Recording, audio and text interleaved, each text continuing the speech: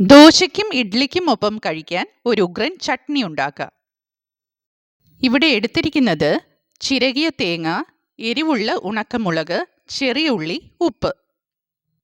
മുളക് പൊടി അരയ്ക്കുന്നതിനേക്കാൾ കൂടുതൽ ടേസ്റ്റ് ഉള്ളത് ഇതേമാതിരി മുഴുവൻ മുളക് അരയ്ക്കുന്നതിനാണ്. ഇവിടെ മുളക് വെള്ളത്തിൽ സോക്ക് ചെയ്ത് വെക്കുന്നില്ല, നേരിട്ട് അരയ്ക്കുക ചെയ്യുന്നത്.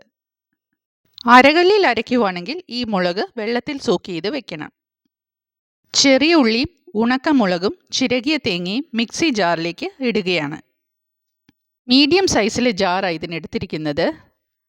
ആവശ്യമായ ഉപ്പ് കൂടി ചേർക്കാം. 1/2 കപ്പ് വെള്ളമാണ് ഇപ്പോൾ ഒഴിക്കുന്നത്. ഇനി നല്ല ഫൈനായിട്ട് അരയ്ക്കണം. ഇതേമാതിരി അരച്ചിട്ട് ഒരു പാത്രത്തിലേക്ക് ഒഴിക്കാം. ജാറിൽ ബാക്കിയുള്ള അരപ്പ് ഒരു 1/4 കപ്പ് വെള്ളം കൂടി ഒഴിച്ച് കലക്കിയതിനു ശേഷം ആദ്യം അരച്ചു വെച്ചിരിക്കുന്നതിലേക്ക് ഒഴിക്കണം. ഒരു കടായിൽ വെളിച്ചെണ്ണ ചൂടാക്കാം. വെളിച്ചെണ്ണ ചൂടായി കഴിഞ്ഞ് കടുകിടാം.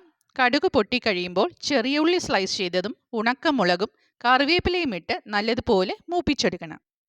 കരിഞ്ഞു പോകാതെ മൂപ്പിച്ചെടുക്കണം. അതിനുശേഷം ഫ്ലെയിം ഓഫ് ചെയ്യണം. ഇനി അരച്ചു വെച്ചിരിക്കുന്നത് അതിലേക്ക് ഒഴിക്കാം. നല്ലതുപോലെ മിക്സ് ചെയ്യാം. ഉപ്പ് കൂടുതൽ വേണമെങ്കിൽ ഇപ്പോൾ ചേർക്കണം. സ്വാദിഷ്ടമായ ചട്നി റെഡിയായി കഴിഞ്ഞു. ഈ വീഡിയോ നിങ്ങൾക്ക് ഇഷ്ടമായിട്ടുണ്ടെങ്കിൽ ലൈക്ക് ചെയ്ത് സബ്സ്ക്രൈബ് ചെയ്ത് ഷെയർ ചെയ്ത് സപ്പോർട്ട് ചെയ്യണം കേട്ടോ.